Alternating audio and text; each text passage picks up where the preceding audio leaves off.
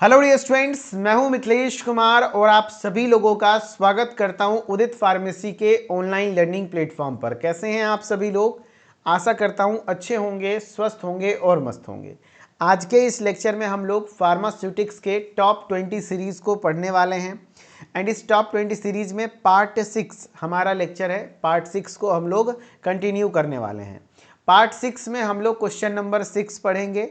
अभी तक हम लोग 5 क्वेश्चन पढ़ चुके हैं। आज हम लोग छठे नंबर क्वेश्चन को अच्छे तरीके से देखने वाले हैं। क्या है question number 6? Define size reduction. क्या होता है size reduction? Right the advantage, इसके एडवांटेज को लिखना है, डिसएडवांटेज को लिखना है and factors affecting size reduction लिखने हैं। यानी साइज रिडक्शन क्या है, यानी जो आकार, ये आपका साइज रिडक्शन की परिभाषा दीजिए और उसके आपके लाभ, हानि तथा इसको प्रभावित करने वाले जितने भी फैक्टर्स हैं उनको एक्सप्लेन करिए। ठीक है, हाँ। तो सबसे पहले साइज रिडक्शन होता क्या है भैया? तो साइज रिडक्शन का मतलब एक सिंपल सा मीनिंग है साइज को छोटा करना, है कि नहीं? हाँ, ये देखो बड़ा पार्टिकल है, इसको मार के हथौड़ा से चूर दिए, छोटा साइज हो गया। जब भी कोई दवा बनती है तो दवा बनने के लिए उस क्रूड ड्रग को, जो भी ड्रग वगैरह है, जो भी ड्रग पार्टिकल है, उसको एकदम बहुत पतला पतला छोटे छोटे कणों में तोड़ना पड़ता है ना? हाँ, तो वहाँ पर साइज रिडक्शन यूज होते हैं। तो साइज रिडक्शन होता क्या है भैया? तो it is the process of reducing large solid unit mass into small unit masses. यानी लार्ज सॉलिड यूनिट मास, बड़े बड़े सॉलिड यूनिट मास को छोटे छोटे मास में कन्वर्ट करना, यानी छोटे छोटे टुकड़ों में कन्वर्ट करना, यह आपका साइज रिडक्शन कहलाता है। यानी बड़े ठोस इकाई द्रव्यमान को छोटे इकाई द्रव्यमान में कम करने की प्रक्रिया साइज रिडक्शन कहलाती है। ठीक है, this is also known as combination and grinding. इसी को हम लोग कॉम्बिनेशन या फिर ग्राइंडिंग के नाम से भी जानते हैं। When the particle size of solid is reduced by mechanical means it is called milling. यानी जब हम लोग उस पार्टिकल के साइज का, जो भी सॉलिड पार्टिकल है उसका साइज छोटी करते हैं मैकेनिकल तरीके से, जैसे मान लो उस पर जोर लगा दिए, फोर्स लगा दिए, इम्पैक्ट लगा दिए, हथौड़ी से मार के तोड़ दिए, तो उस कंडीशन को हम लोग माइलिंग कहते हैं। यानी मैकेनिकल तरीके से अगर तोड़ा जाए, जब ठोस के कण आकार को यांत्रिक विधियों द्वारा कम किया जाता है तो इसे माइलिंग कहा जाता है। ठीक है, the size reduction operation can be divided into 2 major categories depending on whether material is solid और लिक्विड। यानी ये जो साइज रिडक्शन की टेक्निक है ये मेनली 2 कैटेगरीज में होती है। यहाँ पे मटेरियल कौन सा यूज हो रहा है, अगर सॉलिड यूज हो रहा है तो उसके लिए अलग टर्म यूज करते हैं, और लिक्विड का भी साइज रिडक्शन होता है। ठीक है, लिक्विड के भी पार्टिकल को छोटे छोटे कन्वर्ट किए जाते हैं, तो उसके लिए क्या शब्द यूज होता है, वही चीज़ें बात कर रहा है। आकार अपचयन मतलब साइज रिडक्शन की प्रक्रिया को सामग्री के ठोस या तरल होने के आधार पर 2 प्रमुख श्रेणियों में विभाजित किया जा सकता है। एक होता है ग्राइंडिंग या कटिंग, वर्ड किसके लिए यूज करते हैं? For solid material. याद रखना, ग्राइंडिंग करना या कटिंग करना किसके लिए यूज करते हैं? सॉलिड मटेरियल्स के लिए यूज करते हैं। जबकि लिक्विड मटेरियल्स के लिए क्या यूज होता है? इमल्सिफिकेशन एंड एटोमाइजेशन, है ना? यानी कि आपका जो लिक्विड मटेरियल्स होते हैं उनका अगर जो हम साइज रिडक्शन करते हैं तो उनके लिए हमारा जो वर्ड यूज होता है उसका नाम होता है इमल्सिफिकेशन या एटोमाइजेशन। ध्यान से सुनना, क्या होता है साइज रिडक्शन? साइज रिडक्शन एक प्रोसेस है जिसमें हम लोग लार्ज सॉलिड यूनिट मास को छोटे छोटे यूनिट मासेस में कन्वर्ट करते हैं, यानी बड़े पार्टिकल्स को छोटे छोटे पार्टिकल में कन्वर्ट करते हैं। इसी को हम लोग कॉम्बिनेशन या ग्राइंडिंग के नाम से जानते हैं। जब पार्टिकल साइज सॉलिड का रिड्यूस करते हैं हम लोग मैकेनिकल तरीके से तो उसको हम लोग माइलिंग कहते हैं। एंड याद रखना, साइज रिडक्शन 2 तरीके का होता है। प्रोडक्ट किस बिहाफ पर है, मतलब प्रोडक्ट का स्टेट कैसा है, फिजिकल स्टेट सॉलिड है या लिक्विड है, उसके आधार पर। अगर सॉलिड है तो उसके लिए वर्ड यूज होता है कटिंग या ग्राइंडिंग। उसके लिए जो वर्ड यूज होता है उसको हम लोग कहते हैं कटिंग या ग्राइंडिंग। अगर जो आपके लिक्विड मटेरियल हैं तो लिक्विड मटेरियल के लिए जो वर्ड यूज होता है उसका नाम है इमल्सिफिकेशन या तो एटोमाइजेशन। ठीक है, अच्छा, क्या फायदे हैं भैया? ऑब्जेक्टिव्स यानी उद्देश्य क्या है भैया? साइज रिडक्शन के उद्देश्य क्या है? साइज रिडक्शन के मुख्य उद्देश्य क्या होते हैं? तो size reduction leads to increase in the surface area, यानी सरफेस एरिया को बढ़ाने का काम करता है। काफ़ी बार एग्जाम में पूछा हुआ ये लाइन, साइज रिडक्शन से क्या होता है। देखो भाई, एक पार्टिकल इतना बड़ा है, ठीक है, तो अभी तक इसका सरफेस एरिया इतना है, ठीक है। अगर इसी पार्टिकल को हम लोग 100 टुकड़ों में कन्वर्ट कर देंगे, छोटा छोटा छोटा छोटा, तो आप समझो 100 पार्टिकल के चारों ओर का एरिया, यानी कि इसका कितना सारा एरिया बढ़ जाएगा, है कि नहीं? हाँ, तो सरफेस एरिया बढ़ जाता है, यानी आकार में कमी से सतह क्षेत्र में वृद्धि होती है। यानी जब हम उसके साइज रिडक्शन करते हैं तो उससे उसका सरफेस एरिया बढ़ता है। क्यों करते हैं साइज रिडक्शन? ताकि फार्मास्यूटिकल कैप्सूल बनाते हैं या तो सपोजिटरीज, जैसे देखो सपोजिटरीज टॉर्पीडो शेप का होता है, एग्जाम में अक्सर पूछा जाता है किस शेप का होता है, टॉर्पीडो शेप का होता है, जो कि रेक्टल रूट से ली जाती है। तो सपोजिटरीज हो या ऑइंटमेंट्स हो, इसमें particle size below 60 mm of size, यानी 60 mm से भी छोटा साइज का पार्टिकल्स चाहिए होता है। जब भी कैप्सूल बनाते हैं, फार्मास्यूटिकल कैप्सूल, सपोजिटरीज या ऑइंटमेंट वगैरह बनाते हैं या फिर और भी कोई डोजेस फॉर्म बनाते हैं, तो वहाँ पार्टिकल साइज को छोटा करना पड़ता है। यहाँ पर पार्टिकल साइज हमें 60 mm से भी छोटे साइज के चाहिए होते हैं। तो वही बोल रहा है, फार्मास्यूटिकल कैप्सूल या फिर सपोजिटरीज या मलहम बनाने के लिए 60 मिलीमीटर से भी कम आकार के कण की आवश्यकता होती है। To increase the therapeutic effectiveness of some drugs, यानी कुछ ड्रग्स के थेरेपेटिक इफेक्टिवनेस को बढ़ाने के लिए कि भी साइज रिडक्शन किया जाता है। यानी जब आप उसका साइज को छोटा करते हैं तो उसका चिकित्सा प्रभावशीलता भी बढ़ जाती है, यानी कुछ दवाओं की चिकित्सीय प्रभावशीलता को बढ़ाने के लिए साइज रिडक्शन किए जाते हैं। हाँ जी, mixing of powder with narrow size range is easier and uniform. Yes, अगर मान लो पाउडर्स छोटे छोटे साइज के पाउडर्स हैं, पाउडर्स के कण छोटे छोटे हैं, तो उसको मिक्स करना आसान है। जैसे मैं आपसे पूछता हूँ, बताओ बालू और मिट्टी को मिक्स करना आसान है, अच्छे से मिक्सिंग होगी, या फिर बालू और गिट्टी? तो बालू और मिट्टी आसानी से मिक्स हो जाएगा, क्योंकि बालू भी छोटा छोटा कण, मिट्टी भी छोटा छोटा कण, इजीली मिक्स हो जाएगा। लेकिन बालू और गिट्टी में मिक्सिंग अच्छे से नहीं होगा। क्यों? क्योंकि गिट्टी बड़ा बड़ा साइज है। तो यूनिफॉर्म साइज और छोटा छोटा साइज होने से वजह वही गिट्टी को पीस देंगे तो अच्छे से मिक्स हो जाएगा। यानी mixing of powder with narrow size range is easier and uniform, यानी नैरो साइज रेंज का जो होता है उसका जो मिक्सिंग करना है पाउडर से, पाउडर का मिक्सिंग बहुत आसानी से होता है। ठीक है, हाँ, यानी कि संकीर्ण आकार सीमा वाले पाउडर का मिश्रण आसान और समान तरीके से होता है। ठीक है। मेथड्स ऑफ साइज रिडक्शन, यानी आकार अपचयन की विधियां। क्या क्या मेथड्स हैं साइज रिडक्शन के? तो सबसे पहले इम्पैक्ट मेथड लगाया जाता है। क्या होता है इम्पैक्ट?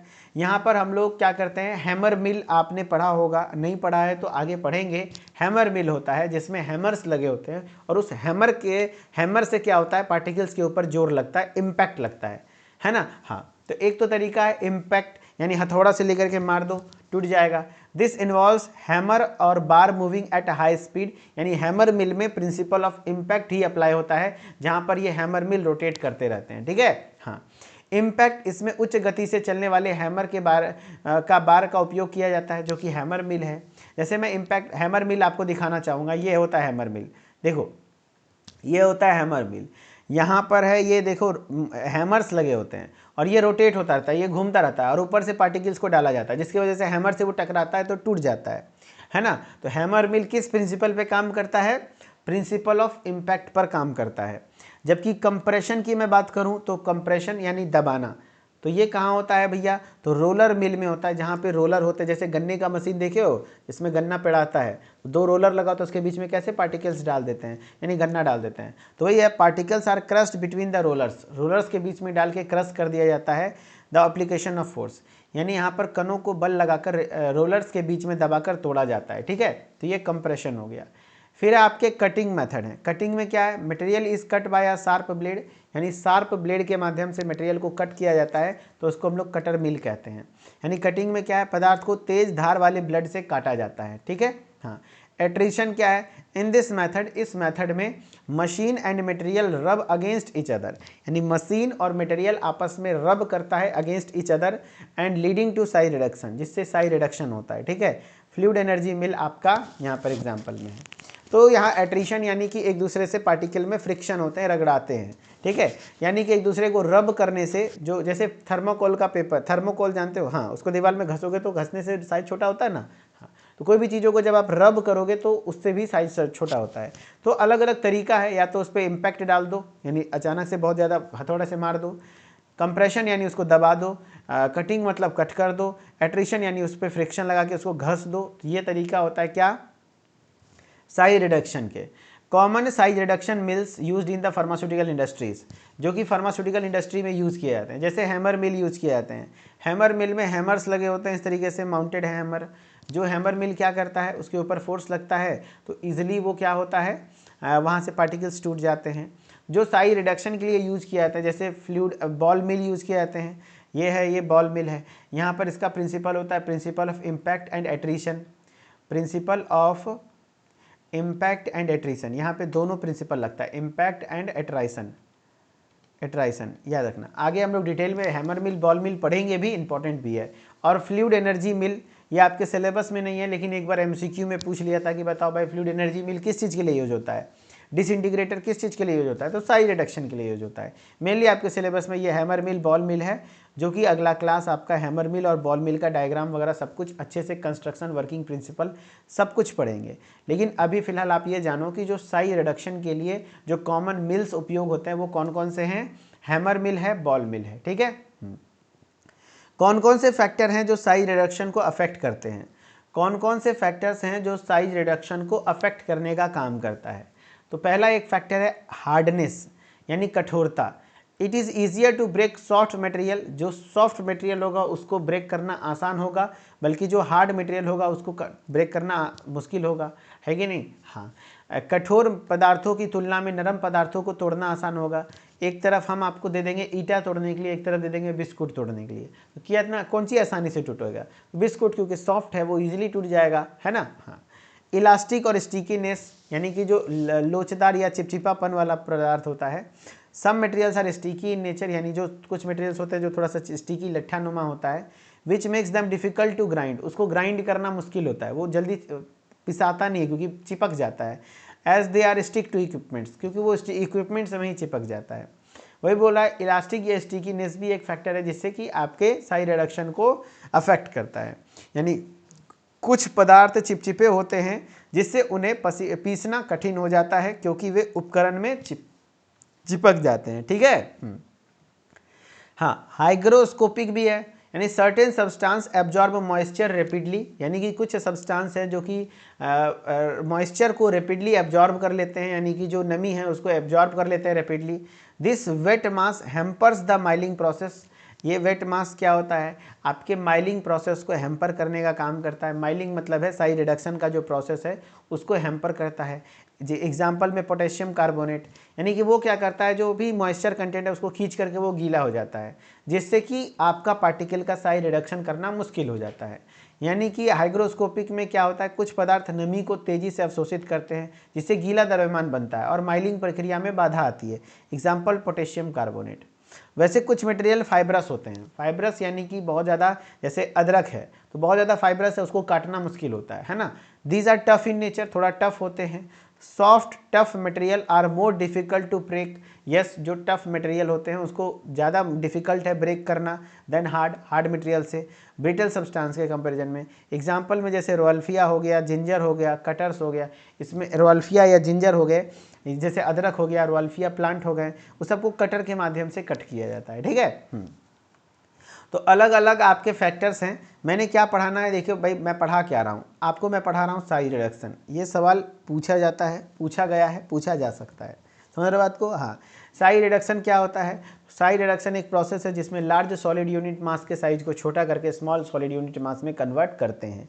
इस प्रोसेस को क्या नाम दिया गया है, कम्युनिशन या ग्राइंडिंग के नाम से जाना जाता है। इसी को हम लोग कम्युनिशन या फिर ग्राइंडिंग के नाम से जानते हैं। जब पार्टिकल का size, when the particle size is solid, अगर कोई पार्टिकल का साइज सॉलिड है और हम लोग पार्टिकल सॉलिड है और मैकेनिकल तरीके से हम उसको तोड़ते हैं तो वो प्रोसेस क्या कहलाता है, माइलिंग प्रोसेस कहलाता है। वो प्रोसेस क्या कहलाता है, माइलिंग प्रोसेस कहलाता है। एंड अब वो मटेरियल क्या है उस पर डिपेंड करता है कि उसका प्रोसेस क्या कहलाएगा। अगर सॉलिड मटेरियल है तो उसके लिए जो टर्म यूज होता है ग्राइंडिंग या कटिंग वर्ड यूज होता है, जबकि लिक्विड मटेरियल के लिए यूज होता है इमल्सिफिकेशन या एटोमाइजेशन, है ना। हाँ, साइज रिडक्शन के ऑब्जेक्टिव्स की मैं बात करूं तो साइज रिडक्शन क्या करता है, leads to increase in the surface area, इससे सरफेस एरिया इंक्रीज होते हैं, है ना। हाँ, जैसे फार्मास्यूटिकल कैप्सूल हो गए, सपोजिटरीज हो गए, ऑइंटमेंट्स हो गए, particle size below 60 mm size, है ना। इसके लिए 60 mm से कम साइज चाहिए होता है, तो वो कैसे होगा, साइज रिडक्शन के माध्यम से होता है। थेरेपेटिक इफेक्टिवनेस को बढ़ाने के लिए भी साइज रिडक्शन किया जाता है। मिक्सिंग ऑफ पाउडर आसानी से हो सके, क्योंकि कोई भी दवा बनती है उसमें दो API है, तो दोनों को मिक्स करने के लिए भी साइज रिडक्शन बहुत ज़रूरी है। कौन कौन से मेथड होते हैं, तो ये एक इम्पैक्ट का मेथड होता है जिसमें हैमर मिल, कंप्रेशन जैसे रोलर मिल, कटिंग जैसे कि आपका कटर मिल में होता है, एट्राइसन जैसे कि फ्लूइड एनर्जी मिल वगैरह में होता है। एंड आपके अलग अलग इक्विपमेंट्स है जैसे हैमर मिल, बॉल मिल, फ्लूइड एनर्जी मिल, डिसइंटीग्रेटर, है ना। कौन कौन से फैक्टर्स हैं जो साई रिडक्शन को अफेक्ट करते हैं, जैसे हार्डनेस, यस, जो भी मटेरियल ब्रेक सॉफ्ट मटेरियल है उसको आसानी से ब्रेक किया जा सकता है हार्ड मटेरियल के कंपैरिजन में। इलास्टिक या स्टिकीनेस की मैं बात करूं तो सब materials are sticky in nature, कुछ मटेरियल्स होते हैं जो स्टिकी इन नेचर होते हैं जिसको डिफिकल्ट होता है ग्राइंड करना, है ना, तो क्योंकि वो स्टिक इक्विपमेंट में चिपक जाते हैं। हाइग्रोस्कोपिक ऐसे सब्सटेंस होते हैं जो मॉइस्चर को आसानी से एब्जॉर्ब कर लेते हैं, जिससे वो क्या होता है, वेट मास यानी गीला मास हो जाता है, जिससे कि माइलिंग प्रोसेस में दिक्कत होती है। एग्जाम्पल में पोटेशियम कार्बोनेट है। फाइब्रस मटेरियल की बात कर रहे हैं तो these are tough in nature, ये थोड़ा टफ होते हैं नेचर में। Soft tough materials are more difficult to break then hard, यानी हार्ड के कंपैरिजन में इसको ब्रेक करना थोड़ा क्या कहते हैं मुश्किल होता है ना। हाँ, जैसे कि आपके रोल्फिया और जिंजर, इसके लिए कटर्स का इस्तेमाल किया जाता है, ठीक है। अब इसके एडवांटेज की मैं बात करता हूँ, इसके एडवांटेजेस की मैं बात करता हूँ, लाभ क्या क्या हैं साइज रिडक्शन के। तो साइज रिडक्शन के फ़ायदे हैं कंटेंट यूनिफॉर्मिटी, यानी बहुत आसानी से कंटेंट का मिक्सिंग हो पाता है।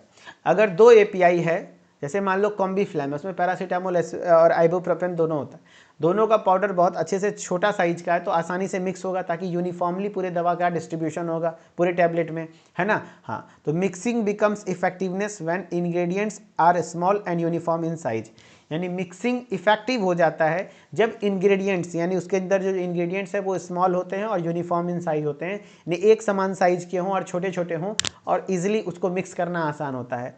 Smaller particles increase the number of particles per unit dose, yes, जितने स्मॉलर पार्टिकल्स होंगे उससे पर यूनिट डोज बढ़ जाएगा। लीडिंग टू बेटर मिक्सिंग, जिससे आसानी से मिक्सिंग होगी, यानी मिश्रण तभी संभव है, तभी प्रभावी होता है जब सामग्री छोटा और एक समान आकार के होते हैं। छोटे कणों के कारण प्रति खुराक कणों की संख्या बढ़ जाती है, यानी प्रति खुराक यानी एक सिंगल टैबलेट लेगा तो उसमें डोज टैबलेट्स के जो ज़्यादा से ज़्यादा कण जाएंगे, जिससे मिश्रण अधिक प्रभावी होता है। Uniform flow, yes, smaller particle size उसकी फ्लो प्रॉपर्टी को भी बढ़ा देता है, जैसे वो फ्लो आसानी से इजीली करेगा, है ना। Smaller particle size improves the flow of powder into the dies and during tablet compression, ठीक है। एक समान प्रवाह यानी छोटे कण आकार वाले टैबलेट से संपीड़न के दौरान पाउडर का डाई प्रवाह बेहतर होता है। इफेक्टिव एक्सट्रैक्शन ऑफ ड्रग, यानी smaller particles allow rapid penetration of solvent into tissues और सेल्स, यस। जैसे मान लो आपका क्या कहते हैं, हम ऐसा समझाने का प्रयास करते हैं, उसका एक्सट्रैक्शन आसानी से होता है। जैसे मान लो हमको नीम है ना, नीम का छाल से हमको निम्बिडीन निकालना है, पता है आपको, नीम का काढ़ा बनाया जाता है। तो नीम के छाल को हम जितना ज़्यादा छोटा छोटा करके पानी में डाल के रखेंगे उतना ज़्यादा उसका एक्सट्रैक्शन बेहतर होगा, जितना बड़ा बड़ा रहेगा उतना कम एक्सट्रैक्शन होगा। क्यों? क्योंकि पार्टिकल्स जब छोटा होते हैं तो सॉल्वेंट यानी जो पानी है इजीली उसको पेनिट्रेट करता है और उसमें से सारे केमिकल को निकालता है ना। हाँ, तो effective extraction of drug, effective extraction of drug हो पाता है स्मॉलर पार्टिकल साइज होने की वजह से, है ना। हाँ, तो वही बोला, दवाओं का प्रभावी निष्कर्षण यानी छोटे कण के आकार के कारण विलायक उत्तक के कोशिकाओं में प्रवेश तेजी से करते हैं, जिससे आसानी से पार्टिकल्स उसके अंदर जो भी केमिकल हैं उसको एक्सट्रैक्ट करेंगे। इफेक्टिव ड्राइंग, यानी स्मॉलर ग्रेन्यूल्स, जो छोटे छोटे ग्रेन्यूल्स होते हैं उनको ड्राई करना भी आसान होता है।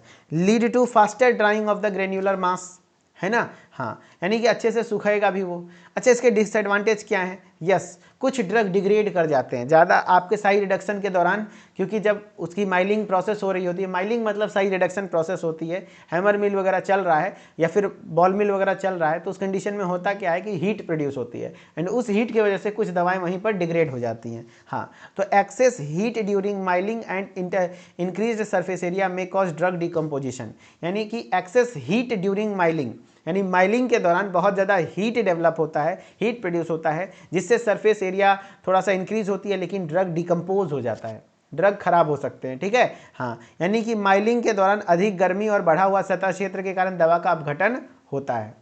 पुअर मिक्सिंग, हाँ, अगर बहुत ज़्यादा पार्टिकल महीन, देखो नॉर्मल साइज तक है ठीक है, लेकिन अगर बहुत ज़्यादा महीन होगा तो उसमें कोहेसिव फोर्स लगने लग जाएगा, वो आपस में चिपकने लग जाएगा, जिससे आसानी से मिक्सिंग नहीं होगी। यानी वेरी फाइन पाउडर सो, यानी कि फाइन तक ठीक है, लेकिन मॉडरेट फाइन तक ठीक है, लेकिन अगर बहुत ज़्यादा महीन हो जाएगा तो उस कंडीशन में कोहेसिव फोर्स लगेंगे, जिससे कि उसमें एग्रीगेशन होगा और उसकी मिक्सिंग उतने अच्छे से नहीं हो पाएगी, पार्टिकल आपस में कैसे कहीं ना कहीं एक तरीके से इकट्ठा हो जाएंगे, ठीक है। ये कुछ इसके डिसएडवांटेज हैं। जैसे कुछ क्वेश्चंस मैं करा रहा हूं कि आप इसके क्वेश्चंस को करके दिखाइए कि primary objectives of size reduction. चलिए कुछ क्वेश्चन है, जवाब दीजिए। एक क्वेश्चन है, ये क्वेश्चन पूछा हुआ है, देखो ऑब्जेक्टिव में पूछा गया था primary objective of size reduction, primary objective of size reduction, primary objectives of size reduction is to increase the surface area, increase the bulk density, reduce the flowability, increase the particle size. तो answer क्या हो जाएगा? Increase the surface area, increase the surface area, very good. Size reduction by mechanical means commonly known as, अगर mechanical तरीके से size reduction की जाती है तो क्या कहलाती है? Sieving, milling, blending, diffusion. तो वो प्रोसेस माइलिंग कहलाती है, वो प्रोसेस माइलिंग कहलाती है, ठीक है। चलो अगला सवाल भी हम लोग अभी करेंगे भाई, अगला सवाल भी हम लोग अभी करेंगे। अगला सवाल क्वेश्चन नंबर 7 पढ़ोगे? बोलो, अभी हम लोग आराम से पढ़ सकते हैं। एक क्वेश्चन नंबर 7, हैमर मिल और बॉल मिल को अच्छे से पढ़ लेते हैं। हैमर मिल और बॉल मिल को मैं पढ़ लेता हूँ, पढ़ा देता हूँ बढ़िया से। हिंदी एडेड नहीं है लेकिन कोई बात नहीं, हिंदी से कोई मतलब भी नहीं है उतना ज़्यादा, हम लोग चूँकि यहाँ पर थोड़ा सा अभी, चलो क्या बोल रहे हैं? नहीं नहीं नहीं पढ़ोगे? चलो तब हिंदी ऐड करके आएंगे तब पढ़ेंगे भाई, आज एक ही क्वेश्चन करो। चलो कल से 2-2 क्वेश्चन हम लोग ट्राई करेंगे, 2-2 क्वेश्चन नहीं, एक एक क्वेश्चन भी करेंगे तो कोई दिक्कत नहीं है। छोटा क्वेश्चन रहेगा तो 2 क्वेश्चन कर सकते थे।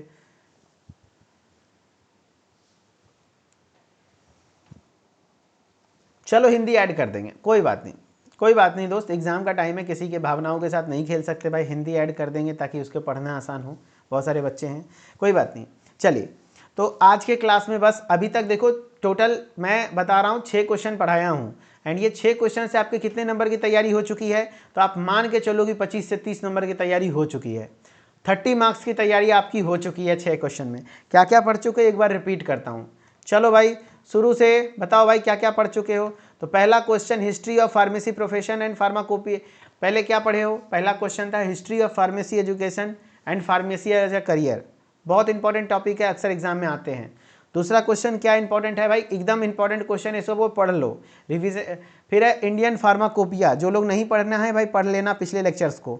इंडियन फार्माकोपिया से हर साल सवाल आते हैं, थोड़ा बहुत ब्रिटिश फार्माकोपिया, थोड़ा बहुत यूएसपी, एनएफ और एक्स्ट्रा फार्माकोपिया से सवाल आते हैं, ठीक है। हाँ, जो कि मैंने सेकेंड लेक्चर में पढ़ाया था। थर्ड लेक्चर में हमने क्या पढ़ाया था सर?